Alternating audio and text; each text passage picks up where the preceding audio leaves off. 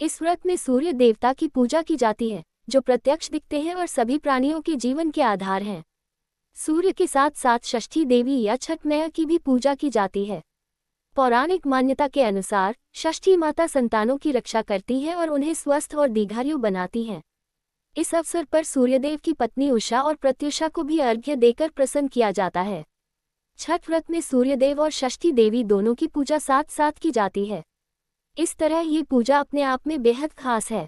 छठ पूजा में सूर्य देव और छठी मैया की पूजा विधि विधान से की जाती है। छठ पूजा का प्रारंभ कब से हुआ, सूर्य की आराधना कब से प्रारंभ हुई, इसके बारे में पौराणिक कथाओं में बताया गया है। सतयुग में भगवान श्री राम, द्वापर में दानवीर कर्ण और 5 पांडवों की पत्नी द्रौपदी ने सूर्य की उपासना की थी। छठी मैया की पूजा से जुड़ी एक कथा राजा प्रियव्रत की है, जिन्होंने सबसे पहले छठी मैया की पूजा की थी। आइए जानते हैं कि सूर्य उपासना और छठ पूजा का इतिहास और कथाएं क्या हैं। राजा प्रियव्रत ने पुत्र के प्राण रक्षा के लिए की थी छठ पूजा। एक पौराणिक कथा के अनुसार राजा प्रियव्रत निसंतान थे, उनको इसकी पीड़ा थी। उन्होंने महर्षि कश्यप से इसके बारे में बात की। तब महर्षि कश्यप ने संतान प्राप्ति के लिए पुत्रेष्टि यज्ञ कराया।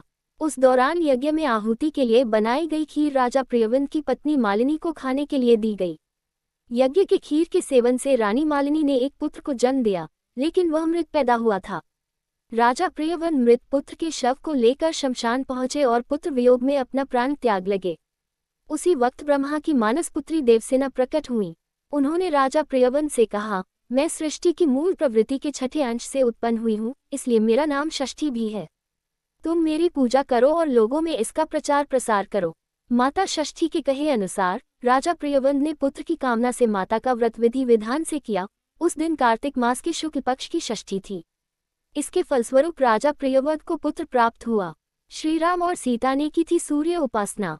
पौराणिक कथा के अनुसार लंका के राजा रावण का वध कर अयोध्या आने के बाद भगवान श्रीराम और माता सीता ने राम राज्य की स्थापना के लिए कार्तिक मास के शुक्ल पक्ष की षष्ठी को उपवास रखा था और सूर्य देव की पूजा अर्चना की थी।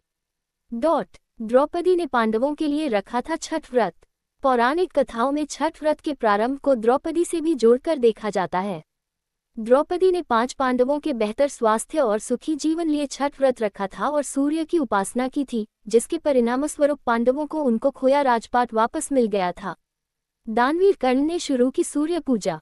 महाभारत के अनुसार दानवीर कर्ण सूर्य के पुत्र थे और प्रतिदिन सूर्य की उपासना करते थे।